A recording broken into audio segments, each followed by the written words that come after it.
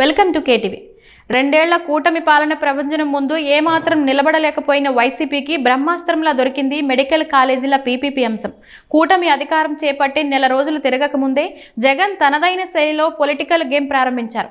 కానీ సక్సెస్ కాలేదు. ఢిల్లీలో ధర్నా దగ్గర నుంచి రైతు పరామర్శలు, జైలు ఓదార్పు యాత్రలు, ఫీజు పోరు లాంటి కార్యక్రమాలు ఏవీ ఆశించిన ఫలితాన్ని ఇవ్వలేకపోయాయి. రెండేళ్లైనా జగనన్న ట్రాక్లో పడలేదని అభిమానులు నిరాశకు గురయ్యారు. సరిగ్గా ఈ సమయంలో కూటమి ప్రభుత్వం వేసిన ఒక స్టెప్ జగన్కి అస్త్రంలా మారింది. అదే మెడికల్ కాలేజీల పీపీపీ అంశం.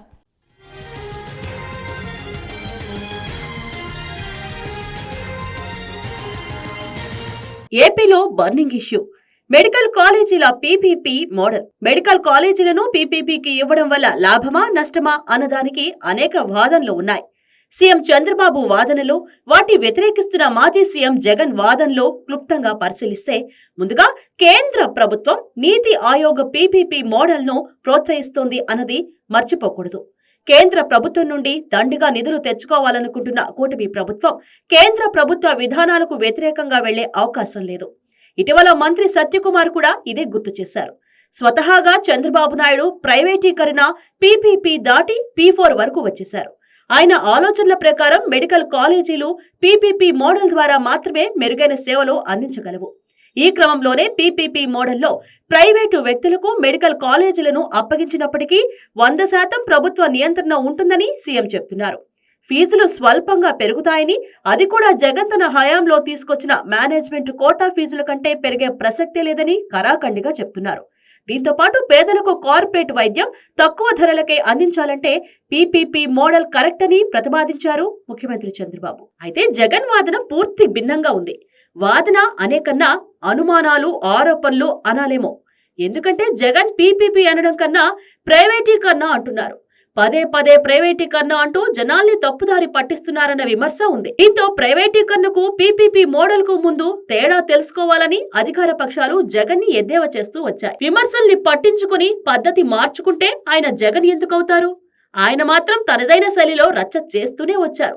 మెడికల్ కాలేజీల పీపీపీకి ఇవ్వడం అంటే పేదలకు ప్రభుత్వ వైద్యాన్ని దూరం చేయడమే అని జగన్ వాదిస్తున్నారు. కూటమి ప్రభుత్వం చేస్తోంది మదర్ ఆఫ్ ఆల్ స్కామ్స్ అంటూ తేల్చేశారు జగన్. అంతటితో ఆగకుండా మెడికల్ కాలేజీలను పీపీపీలో చేపట్టడానికి ఎవరైనా ముందుకు వస్తే తాము అధికారంలోకి వచ్చాక 2 నెలల్లో వారిని జైల్లో పెడతామంటూ కూడా హెచ్చరిస్తున్నారు. జగన్ వాదన ఎలా ఉన్నా సొంత వ్యక్తులకు మేలు చేకూర్చేందుకే చంద్రబాబు మెడికల్ కాలేజీలను ప్రైవేటు వ్యక్తుల చేతుల్లో పెడుతున్నారన్న అపవాదు ప్రజల్లోనూ ఉంది. తెలుగు రాష్ట్రాల్లో పేరొందిన mega company Shirdi Sai electricals వంటి బిజినెస్ టైకూన్లపై వైసీపీ ప్రభుత్వంలో తీవ్ర విమర్శలు వ్యక్తం చేసింది తెలుగుదేశం.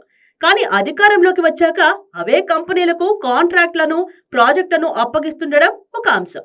ఇక ఇలాంటి వారికే మెడికల్ కాలేజీలు అప్పగిస్తారంటూ ప్రచారం జరుగుతుండడం మరో అంశం. అయితే ఇతర ప్రాజెక్టులు, కాంట్రాక్టుల విషయంలో జగన్ పెద్దగా విమర్శలు చేయకున్నా మెడికల్ కాలేజీల విషయంలో మాత్రం పాత వ్యాపార స్నేహితుల్ని సైతం వ్యతిరేకిస్తున్నారంటే మెడికల్ కాలేజీల అంశాన్ని జగన్ ఎంత సీరియస్ గా తీసుకుంటున్నారో అర్థమవుతుంది. ఏదైతేనే 2.5 నెలలుగా మెడికల్ కాలేజీ అంశం జనం నోళ్లలో నానుతుందంటే అందుకు కారణం వైసీపీ పోరాటమే.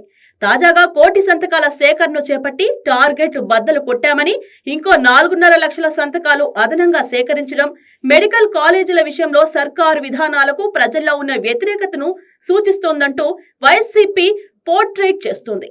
వైసీపీ సింగిల్ పాయింట్ ఎజెండాగా 3 నెలలుగా చేస్తున్న ఈ పోరాటం ఫైనల్ గా ఫలితాన్ని ఇచ్చినట్లే కనబడుతోంది అంటున్నారు విశ్లేషకులు.